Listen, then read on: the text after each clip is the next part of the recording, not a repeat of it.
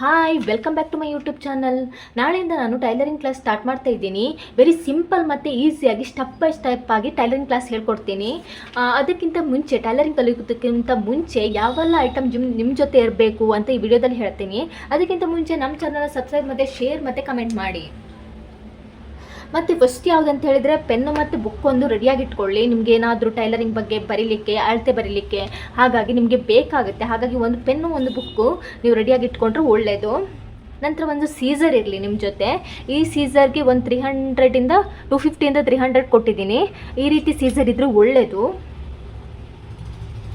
ನಂತರ ಒಂದು ಟೇಪ್ ತೊಗೊಳ್ಳಿ. ಇದಕ್ಕೊಂದು 30 40 ರೂಪೀಸ್ ಇರ್ಬೋದು.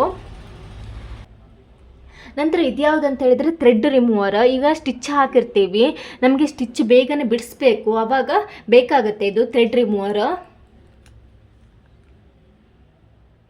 ನಂತರ ಒಂದು ಗುಬ್ಬಿ ಸೆಟ್ ರೆಡಿಯಾಗಿಟ್ಕೊಳ್ಳಿ ಬ್ಲೌಸಿಗೆ. ನಂತರ ಒಂದು ಸ್ಕೇಲ್ ಇರಲಿ ನಿಮ್ಮ ಜೊತೆ, ಚಿಕ್ಕದಾಗಲಿ ದೊಡ್ಡದಾಗಲಿ ಒಂದು ಸ್ಕೇಲ್ ಇರಲಿ. ನಂತರ ಟೈಲರ್ ಮಿಷನ್ ಬೇಕು, ಬಾಬಿನ್ ಬೇಕು, ಕೇಸ್ ಬೇಕು. ಟೈಲರ್ ಮಿಷನ್ ಸೆಟ್ ಇರಲಿ ನಿಮ್ಮ ಜೊತೆ. ನಂತರ ಟೈಲರ್ ಮಿಷನಿಗೆ ಸೂಜಿ, ನಂತರ ಥ್ರೆಡ್ ಹೊಲಿಗೆ ದಾರ ಒಂದು ಬೇಕು. ನಂತರ ಗುಂಟ್ ಸೂಜಿ ಅಂತ ಕರೀತಾರೆ, ಗುಂಟ್ ಪಿನ್ ಅಂತಲೂ ಕರೀತಾರೆ, ಇದು ಬೇಕು. ನಂತರ chalk piece very important mark ಹಾಕಲಿಕ್ಕೆ. ನಂತರ ನೀಡಲ್ ಥ್ರೆಡರ್ ಅಂತ ಕರೀತಾರೆ. ನೀಡಲ್ಗೆ ಥ್ರೆಡ್ ಈಗ ಟೈಲರ್ ಮಿಷನ್ಗೆ ನೀಡಲ್ ಹಾಕ್ತೀವಲ್ಲ, ನೀಡಲ್ಗೆ ದಾರ ಹಾಕಲಿಕ್ಕೆ ಇದು ಯೂಸ್ ಆಗುತ್ತೆ, ನೀಡಲ್ ಥ್ರೆಡ್ಡರ್, ಇದೊಂದು ಬೇಕು. ನಂತರ ಲೈನಿಂಗ್ ವೆರಿ ಇಂಪಾರ್ಟೆಂಟ್. ನಂತರ ಒಂದು ಬ್ಲೌಸ್ ಪೀಸ್, ಲೈನಿಂಗ್ ಕಲ್ಲರೇ ಬ್ಲೌಸ್ ಪೀಸ್ ಇರಬೇಕು. ನಾನು ಬೇರೆ ತಗೊಂಡಿದ್ದೀನಿ ಇವಾಗ, ಜಸ್ಟ್ ತೋರಿಸ್ಲಿಕ್ಕಷ್ಟೇ. ಈಗ ಒಂದು ಬ್ಲೌಸ್ ಪೀಸ್ ಬೇಕು. ಆಮೇಲೆ ಒಂದು